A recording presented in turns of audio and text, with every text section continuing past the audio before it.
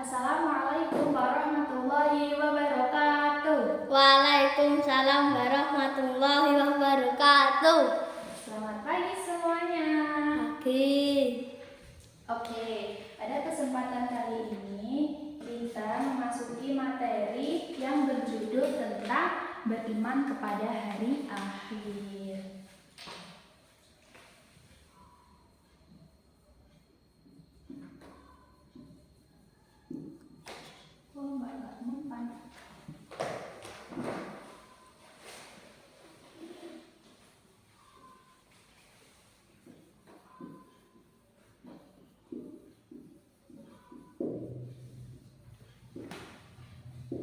Beriman kepada hari akhir atau yang biasa kita sebut hari kiamat.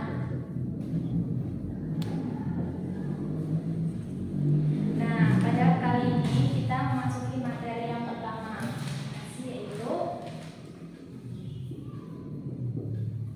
makna beriman kepada hari akhir. Di sini tertuliskan bahwa kata iman secara bahasa artinya yakin atau percaya. Secara istilah, iman berarti meyakini dengan sepenuh hati, mengucapkan dengan lisan, dan mengamalkan dalam perbuatan.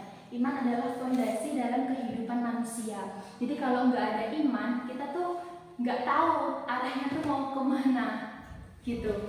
Kalau nggak ada iman, jalankan arah, kita aja jalan tuh nggak ada. Di sini tertulis dalam bisa dibaca ya. Di sini ada di surah Al-Qari'ah ayat 3 sampai 5, yaitu yang berbunyi Bismillahirrahmanirrahim. Wa ma adraka mal-qari'ah yauma yaqumun nasu kal farashil mabthut wa takunul jibalu kal ihnil manfus, yang artinya, tahukah kamu apakah Al-Qari'ah itu? Pada hari itu manusia seperti laron yang berterbangan dan gunung-gunung seperti bulu yang berhamburan. Jadi maksudnya di sini waktu nanti ada kiamat atau waktu nanti kiamat tiba, itu tuh seperti laron. Kalian tahu nggak laron yang kalau misalkan dia mau keluar itu dia kayak berhamburan, bus. Nah, nanti kita manusia itu seperti laron itu.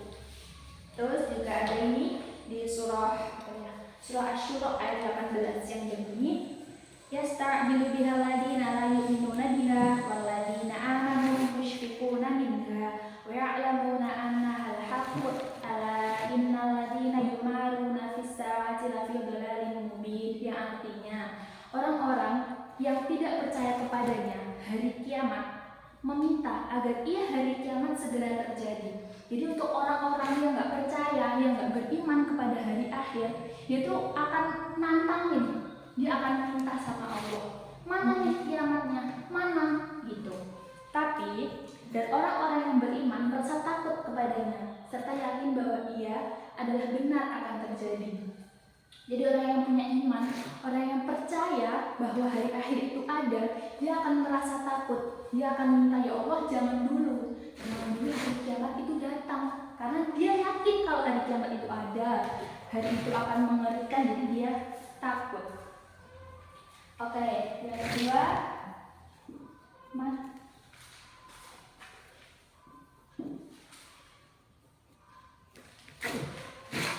kita masuk pada macam-macam atau tanda terjadinya hari akhir. Hari akhir kiamat itu ada dua. Yang pertama,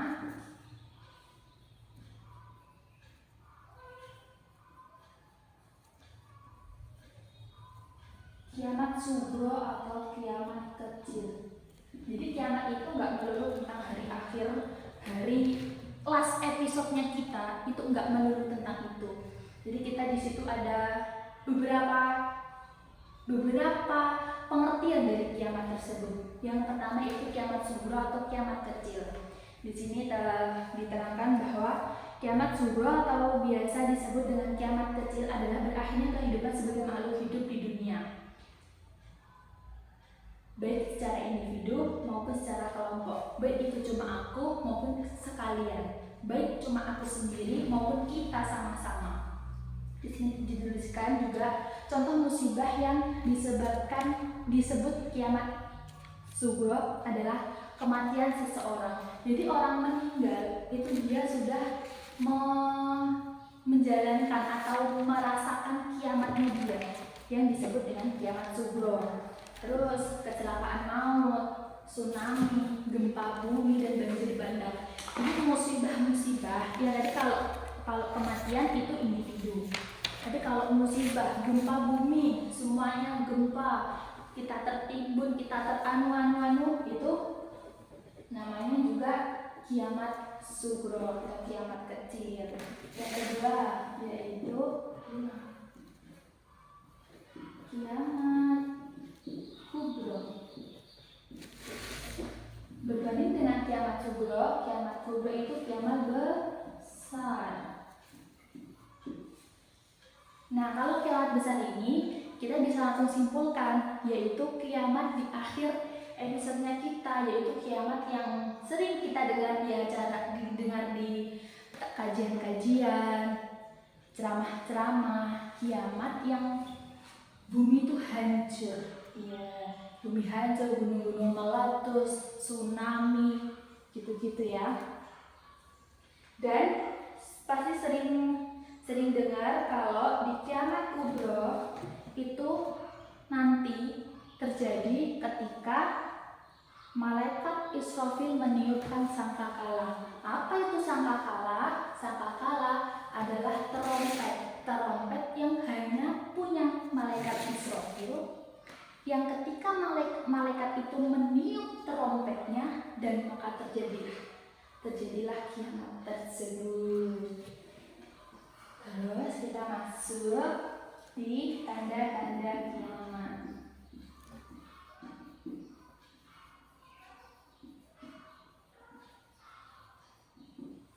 Kiamat itu bertanda, bukan kok langsung tiba-tiba kita dengar terompet terus kiamat, enggak. Tapi kita dilihatkan sama Allah apa sih tanda-tandanya. Kalau kita sudah melewati segala tanda-tandanya, jadi kita tuh sadar, tanda ini udah muncul, tanda ini udah muncul, tanda ini udah muncul, bentar lagi pasti kiamat. Takut nggak? Mati takut. Tanda-tanda kiamat bagi manusia, bagi kita yang diterangkan oleh Allah Subhanahu Wa Taala langsung itu jadi dua, yaitu tanda kecil, sama nih, kecil dan besar. Tanda-tanda kiamat kecil itu di sini ada 5. Yang pertama, sering terjadi kebohongan dan kesaksian palsu. Jadi jangan sering-sering bohong. Pas ke video kan, jangan sering-sering bohong. Ini buat kalian, jangan sering-sering bohongin orang tua. Itu termasuk tanda-tanda kiamat loh. Loh benar. Yang kedua yaitu kegiatan riba makin merajalela. Tahu nggak riba itu apa?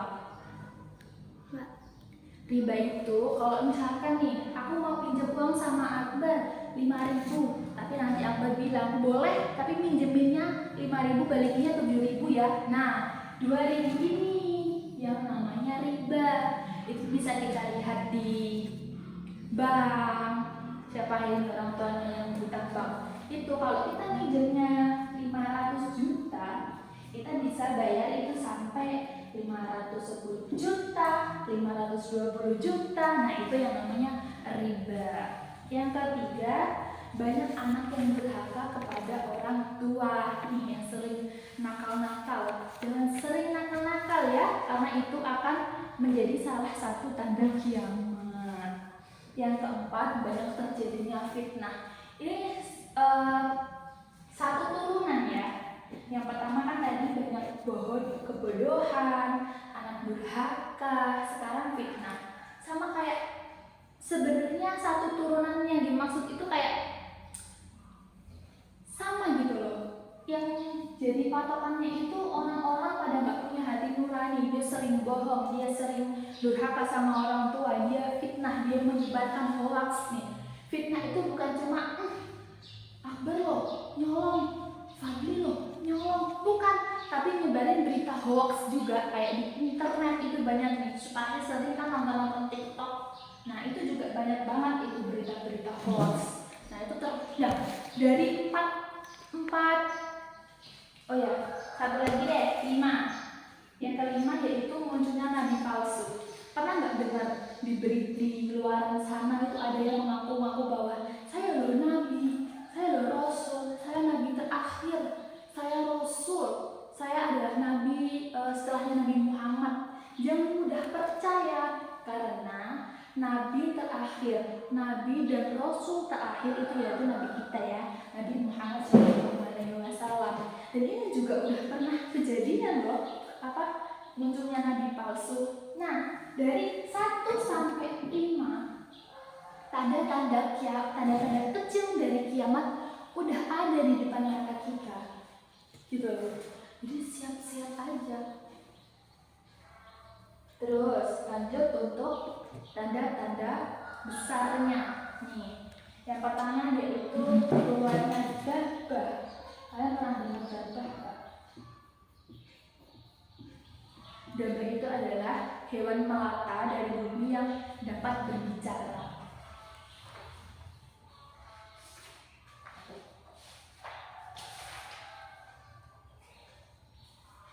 Dia memiliki kemampuan untuk berbicara dan digunakan untuk membedakan antara orang yang beriman sama orang yang enggak beriman.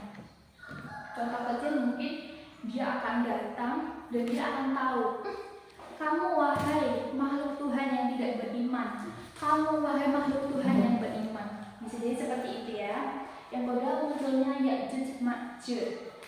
Mereka sering dikaitkan dengan kekacauan dan kehancuran besar sebelum datangnya hari kiamat. Ya'juj Ma'juj itu bukan cuma 2 ya, bukan cuma Ya'juj 1, Ma'juj 1, bukan itu, tapi Ya'juj Ma'juj dia itu hewan atau apa gitu loh yang mengerikan. Dia tuh menghancurkan segala yang ada di bumi. Iya, yang ada di depan mata dia itu pasti hancur. Begitu, oke? Dan yang ketiga, matahari terbit dari arah barat. Matahari terbit dari arah timur, terbenam di arah barat. Kalau mau kiamat, nah itu kebalikannya. Jadi terbit di arah barat, terbenam di arah timur. Mengerikan ya. Yang kedua datangnya asap atau dukhon dari timur dan barat. Jadi kita tuh waktu mau kiamat ya, tanda-tanda kiamat yang sangat bisa kita lihat itu kalau sampai kita tuh terserang asap apa ya? Kalian tahu di gurun pasir nggak? Dan kalau misalkan ada gurun pasir itu kena angin, nah pastilah itu asapnya, debusnya berterbangan karena itu termasuk. Nah itu contoh dukhon, gambaran sedikit lah. Yang kelima kejadiannya gerhana di timur barat dan jazirah Arab. Jazirah Arab itu ya jangan salah lah ya. Di timur barat dimanapun itu terjadi gerhana matahari, gerhana bulan, ini gelap total begini. Yang keenam munculnya Dajjal dan Imam Mahdi. Ini pasti udah sering banget kan didengar. Iya, nanti ketemu Dajjal, nanti ada Imam Mahdi. Imam Mahdi itu apa? Imam Mahdi itu nanti yang nolong kita nanti ya. Oke, itu tadi ya. Tadi kita udah bahas tentang makna, pengertian, dan macam-macam kiamat, jenis-jenis kiamat. Jadi kita udah bisa sadar bahwa kita tuh harus beneran, kita harus percaya, kita harus beriman bahwa kiamat itu akan benar terjadi. Kiamat itu akan terjadi, benar-benar terjadi, ada. Kita nggak boleh, nggak kiamat, nggak akan kiamat, nggak boleh begitu. Kita harus benar terjadi ya. Kita harus meyakini bahwa ada loh kiamat itu. Kiamat itu tuh suatu saat bakal ada. Itu nggak boleh kita menyepelekan itu.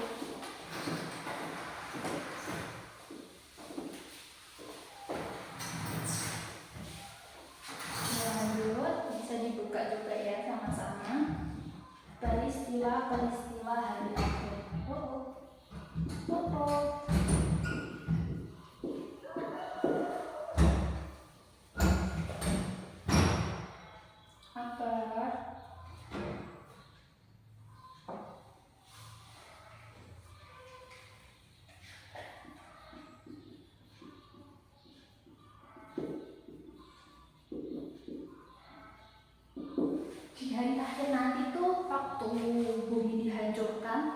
kita nggak hilang begitu aja, tapi kita akan memasuki fase kehidupan yang kedua. Maksudnya ya kita hidup lagi.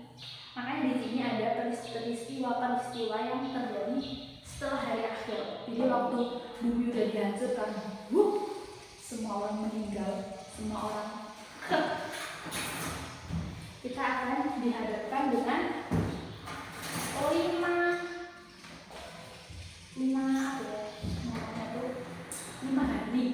lima nama hari. Maksudnya yang pertama yaitu yang muka,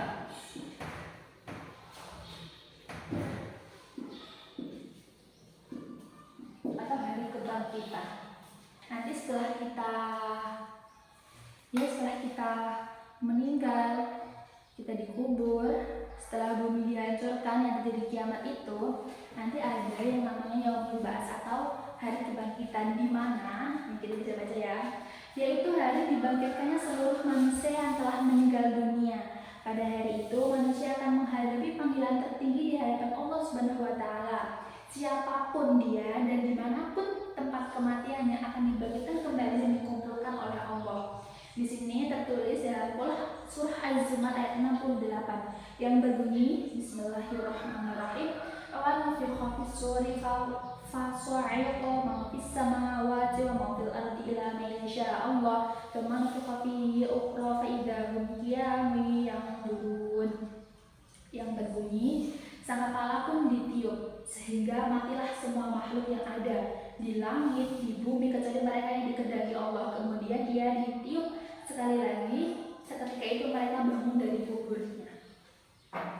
Jadi ketika Allah menghendaki kalian untuk hidup kembali di Yaumul Ba'ats itu, semuanya hidup lagi. Mau kalian dikuburnya di Worawari, mau kalian dikuburnya di Matahari, mau kalian dikuburnya di mana? Di TSM, kalian akan dikumpulkan menjadi satu lagi, diberi nyawa lagi, dibangkitkan lagi. Nah, kok dikumpulkan sih? Mau dikumpulkan di mana? Nih, yang kedua yaitu Yaumul Mahsyar. Kalau kita sering dengar Yaumul Mahsyar itu apa? Yaumul Mahsyar itu kalau kita sering sebut yaitu padang mahsyar. Iya kan, sering kan dengar padang mahsyar. Nah, padang mahsyar itu apa?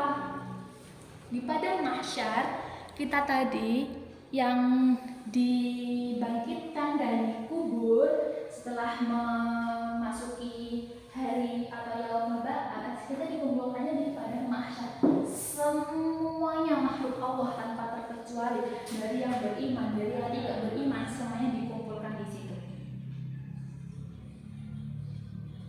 Jadi kita bisa baca ya. Setelah dibangkitkan, manusia akan dikumpulkan di tempat yang sangat luas atau mahsyar.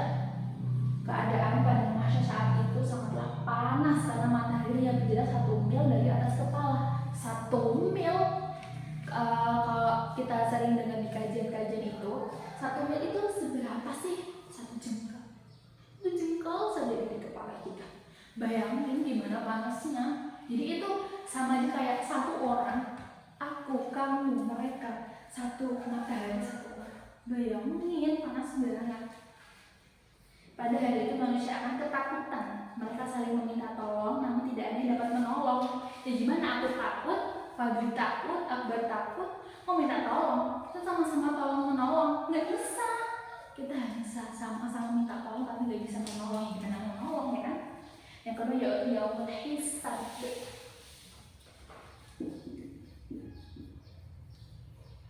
Pernah dengar pasti, nanti kamu dihisab loh. Yaumul Hisab dibaca. Yaumul Hisab adalah hari perhitungan amal baik dan buruk manusia setelah berada di padang mahsyar. Jadi waktu pas dikumpul di padang mahsyar, kan Yaumul Ba'ats dibangkitkan. Hei manusia, bangkitlah. Terus dikumpulkan di padang mahsyar. Lalu dihisab, perhitungan amal baik dan amal buruk. Nih, nanti ini dibaca ya. Setelah pada mahsyar mereka akan dihisab satu-satu. Hisab dari perhitungan buruk amal manusia, baik ya amal baik maupun amal yang buruk. Sebelum hisab mereka diberitahu amal perbuatan yang telah mereka kerjakan, meskipun mereka telah melupakannya. Misalnya, ih Bu Sinta, Dulu kamu pernah kan makan di kelas? Ini amal buruk ini. Padahal aku lupa, tapi nanti toh gambarannya itu bakal kamu dikasih tahu nih, kamu pernah makan di kelas, ini amal buruk. Kamu pernah menolong teman, berarti ini amal baik, walaupun kamu lupa. Makanya semua perbuatan kita, walaupun kayak ini nih, bantuin ibu bikin video ini, kalian kasih niat yang baik. Aku niat baik, aku ikhlas bantuin teman aku supaya nanti dicatat sama malaikat yang ada di kanan kita bahwa itu termasuk amal baik. Di yang keempat yaitu Yaumul Mizan atau hari penimbangan. Yaumul Mizan adalah hari penimbangan amal. Pada hari itu seluruh catatan amal manusia ditimbang dengan adil oleh Allah Subhanahu wa taala. Ketika itu lisan, mulut kita itu dikunci. Tapi tangan, kaki, dada, kaki, perut, mata, hidung, dan seluruh isi bumi akan bersaksi. Bisa gimana? Ini nanti ditimbang. Berat mana? Berat amal baiknya atau amal buruknya? Tapi mulut itu nggak boleh ngomong. Enggak ya Allah, aku nggak pernah bilang gitu. Tapi nanti tangan. Iya, kemarin Sinta pakai aku untuk ngambil uang di saku mamanya. Terus gini, iya kemarin aku juga lihat. Hidung, iya lihat kemarin. Begitu. Jadi mulut kan dikunci, jadi dia tidak bisa memberikan kesaksian. Mulut itu pedes ya, mulut itu bisa aja ngapain aja. Tapi mereka bisa jadi saksi. Nanti lemari yang ada di gantungan baju yang sakunya diambil uangnya oleh aku, dia juga bilang iya pada hari itu Sinta ngambil uang itu gitu. Jadi apapun aktivitas kita dilihat sama Allah. Yang kelima, atau yang terakhir ya, Yaumul Jaza atau hari pembalasan. Di sini Allah akan membuktikan janji yang paling menggembirakan dan ancaman yang paling mengerikan. Yang ada berita baik, kalian senang, yes. Tapi berita buruknya yang paling buruk itu bikin kita merinding. Pada Yaumul Jaza, manusia yang banyak kebaikannya akan dimasukkan surga dengan rahmatnya. Kalau misalkan ini tuh gini jomplang, ini kalian akan langsung masuk surga. Terus itu orang-orang yang beriman ya, orang-orang yang beriman, orang-orang yang paham ilmu agama, orang-orang yang mengamalkan agamanya, orang-orang yang mengamalkan ilmunya, orang-orang yang baik hati, ya kan? Itu akan langsung masuk surga. Tapi kalau misalkan kebalikannya Bu, kalau kebalikannya di sini. Adapun orang muslim yang banyak berbuat dosa akan dibersihkan terlebih dahulu di neraka, kemudian diangkat dirinya sesuai keadilannya. Jadi kalau misalkan kamu kayak ini, kamu itu akan dibersihkan dirinya dulu sampai gini, sampai kamu tuh enggak tersisa perbuatan buruk kamu. Nah itu tadi ya, itu tadi adalah 5 hari, 5 masa yang kita lalui setelah hari akhir atau hari kiamat itu.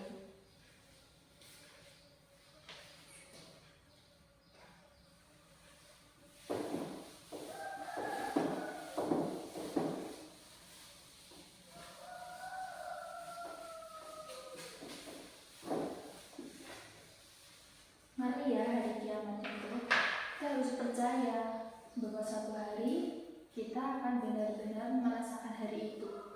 Ya, pernah dengar kan kalau tidak semua orang itu bertemu dengan hari kiamat. Tidak semua orang bertemu dengan hari kiamat. Tidak semua orang merasakan kesakitan di hari kiamat, dan tidak semua orang menyaksikan dari ke-6 tanda-tanda kiamat besar itu. Karena apa? Pernah ada dengar di mana ya, di suatu kajian gitu atau suatu ceramah dari ustadz, nanti waktu porak-porandanya itu hanya tersisa orang-orang kafir saja, orang-orang yang tidak beriman. Jadi nanti pas Nabi Isa itu datang, mereka menarik semua orang untuk beriman dan melawan Dajjal. Panjang sih ceritanya kalau masalah untuk hari kiamat. Kita belum sampai ke situ ya. Yang ketiga, hikmah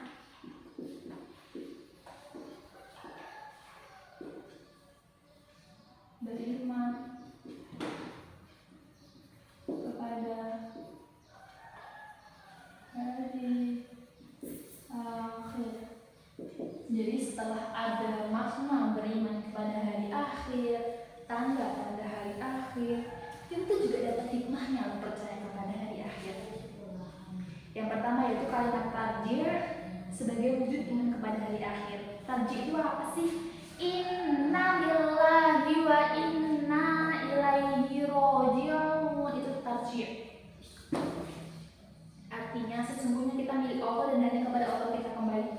Makanya kalau misalkan orang meninggal, kita bilang inna lillahi wa inna ilaihi raji'un, karena kita tahu orang itu sudah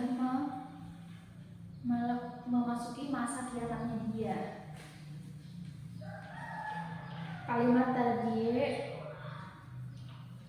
adalah kalimat yang diucapkan ketika mendengar berita kematian seseorang atau ketika mengalami musibah. Mengucapkan kalimat tarjih ketika ditimpa musibah berarti telah menunjukkan rasa ikhlas dan pasrah terhadap ketentuan Allah, ya kan? Kesusahan karena apapun yang kita punya, apapun yang hidup, itu akan kembali ke Allah. Kita bangun rumah megah, tiba-tiba gempa, ya kan? Kita bangun rumah atas izin Allah, kita bangun rumah atas rezeki Allah. Jadi waktu rumahnya ambruk kena gempa, ya kita pasrah lagi dong kepada Allah, kan itu punya Allah gitu dong. Yang kedua, hikmah beriman kepada akhir. Oh belum, masih ada lagi. Adapun waktu-waktu yang dianjurkan untuk membaca kalimat tarjih, ada 4 waktu: ketika mendengar orang meninggal, mengalami musibah kecelakaan, musibah kebakaran. Itu tadi kan kecelakaan, dia punya mobil mewah, kecelakaan, ikhlas karena itu punya Allah juga. Dia mau ngasih ujian ke kita kasihkan lagi dong ke Allah gitu. Itulah pokoknya ya. Yang kedua, hikmah beriman kepada hari akhir. Di sini ada 1, 2, 3, 4, 5, 6, 7. Yang pertama adalah seseorang untuk berusaha mempersiapkan bekal akhirat dengan banyak beramal soleh dan beribadah. Nah, dari sekian banyak nih tanda-tandanya nanti di akhirnya gimana, terus di hari akhir itu kita akan ketemu hari apa aja, pasti kita akan takut kan, kita akan gimana ya besok kalau hari akhir, gimana ya nanti kalau misalkan amal ibadahku lebih kecil dari amal solehku, nanti aku masuk neraka. Jadi pas ini kita harus benar-benar kembali kepada Allah, jalan yang benar untuk memperbanyak apa? Berbuat amal baik. Yang kedua, mengerti bahwa Allah Subhanahu wa Ta'ala Maha Kuasa atas segala sesuatu. Itu dijelaskan di kalimat tarjih tadi. Allah itu maha segalanya. Allah udah ngasih mobil nih, kita orang juga yang mengambil mobil, gimana sih Allah? Gitu kan? Ya tapi gimana? Itu kan punya Allah. Makanya kita harus ikhlas. Yang ketiga, menyadari diri bahwa segala sesuatu di dunia bersifat fana. Fana itu nggak nyata. Fana itu bukan nggak nyata sih, nggak kekal. Ya itu tadi kita pakai spidol udah jadi mati-mati kan? Apa?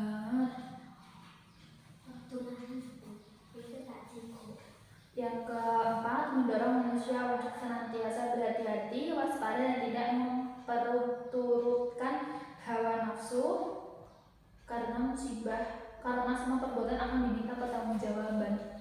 Jangan kalau nafsu dunia, aku pengen jajan tapi aku nggak punya uang nyong.